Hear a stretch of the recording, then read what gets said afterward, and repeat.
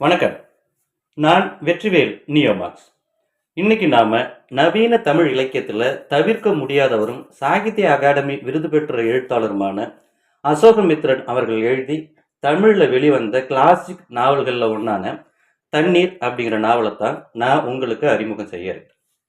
இந்த நாவல் ரொம்ப சின்ன நாவல் தான். ஒன் சிட்டிங்ல உட்காந்து படிச்சு முடிச்சிட முடியும். அதிகபட்சம் 125 பக்கங்கள் வரலாம். அசோகமித்ரன் முன்னுரையில் சொல்கிறார், இதை ஒரு சிறுகதையாகத்தான் தொடங்கினேன், ஆனால் சிறுகதை வடிவத்துல பொருந்தாது என்பதால நாவலாக வளர்ந்திருக்கிறது அப்படின்னு. அக்ரஹார தெருவுல வாடகைக்கு குடியிருக்கிற ஜமுனா, சாயா அப்படின்னு 2 சகோதரிகள். இவங்க வாழ்க்கையில ஒரு பகுதியை விவரிக்கிறது தான் இந்த நாவல். ஜமுனா சினிமா ஆசையில பாஸ்கர் ராவ் அப்படிங்கிற புரோக்கரோட இணைஞ்சு சினிமாவுக்கே உரிய பழைய தகுடு தத்தங்கள் எல்லாரும் சேர்ந்து அவளுடைய வாழ்க்கைய தொலைச்சு போயிடுறான். சாயாவோட கணவன் இராணுவத்துல பணிபுரிகிறான். ஒரே ஒரு குழந்தை இருக்கு. இந்த ஒரு குழந்தையோட சென்னையில தனியா வாழ முடியாது அப்படிங்கிறதால குழந்தைய தன் மாமா வீட்டுல விட்டுட்டு அக்காவோட வசிக்கிறான். இந்த சூழ்நிலையில அக்காவுக்கும், அதாவது ஜமுனாவுக்கும் சாயாவுக்கும் இடையில மன வேறுபாடு வருது. ஏன் அப்படின்னா, ஏற்கனவே திருமணமான பாஸ்கர் ராவோட உனக்கு ஏன் இப்படி ஏற்பட்ட ஒரு பழக்கம் வச்சுக்கிற, நீ கண்ட இடத்துக்கும் போற, நீ ஊர் மேய போற அப்படின்னு சொல்றப்ப இவளுக்கு ரொம்பவே வலி வந்துடுது. இந்த வலியின் வேதனையில சாயா அவளை விட்டு பிரிஞ்சு ஒரு ஹாஸ்டல்ல போய் தங்கிக்கிறான். இந்த சூழ்நிலையில தான் சென்னையில பெரும் தண்ணீர் தட்டுப்பாடு ஏறுது. இந்த கேடையில அரசோட மெத்தனம், மழையின்மை போன்ற காரணங்களால மக்களின் வாழ்க்கை நிலை எப்படி பாதிக்கப்படுது அப்படிங்கறது ரொம்ப சிறப்பாகவே விவரிக்கிறார்.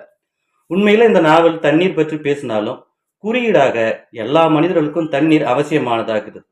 அதே நேரம் எல்லா நேரமும் எல்லாருக்கும் நல்ல தண்ணீர் கிடைக்கிறது இல்லை அல்லவா? அப்படித்தான் ஜமுனாவின் வாழ்க்கையில் துணையாக வரும் பாஸ்கர் ராவும் சரி, சாயாவோட மிலிட்டரி கணவனா இருந்தாலும் டீச்சர் அம்மான்னு இதுல ஒரு கதாபாத்திரம் வரும். உண்மையில அந்த கதாபாத்திரத்துக்கு நிகரா இன்னொரு கதாபாத்திரத்தை நம்ம பார்க்க முடியாது. அந்த டீச்சர் அம்மாவோட இருமல் கணவரும் மாமாவோட மனைவியும் பாட்டியும் அப்படின்னு வரும் கதாபாத்திரங்கள் எல்லாம் தண்ணீர் போன்று இருந்தாலும் எல்லா தண்ணீரும் ஒன்றாக ஒரே சுவையுடன் குணத்துடன் இருப்பதில்லை இல்லையாவா? அந்த மாதிரி தான் இந்த கதாபாத்திரங்களும் இருக்குது, அவர்களுடைய வாழ்க்கையும் இருக்குது.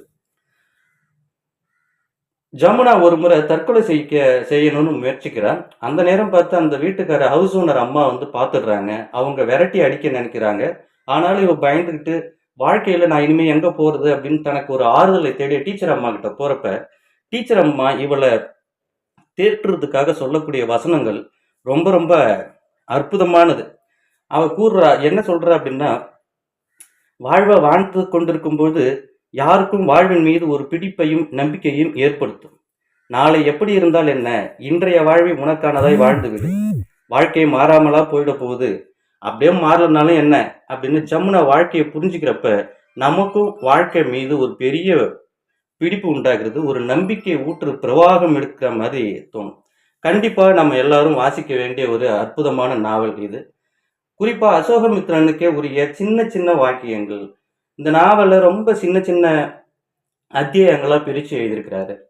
அவருடைய அங்கத சுவை, அந்த காமெடி சென்ஸுக்காகவே இந்த நாவலை இன்னொரு முறை வாசிக்கலாம். சின்ன சின்ன விஷயங்கள் அப்படி போற போக்குல அழகா காமெடி பண்ணிட்டு போற அந்த நேர்த்தி, மொழியை கையாண்டிருக்கக்கூடிய விதம், எல்லா வகையிலும் சிறப்பான ஒரு நாவல்.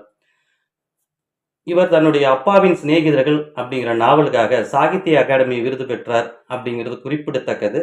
வாய்ப்பு கிடைக்கிற அனைவரும் கண்டிப்பாக இந்த நாவலை வாசித்து பார்க்குமாறு கேட்டுக்கொள்கிறேன். நன்றி.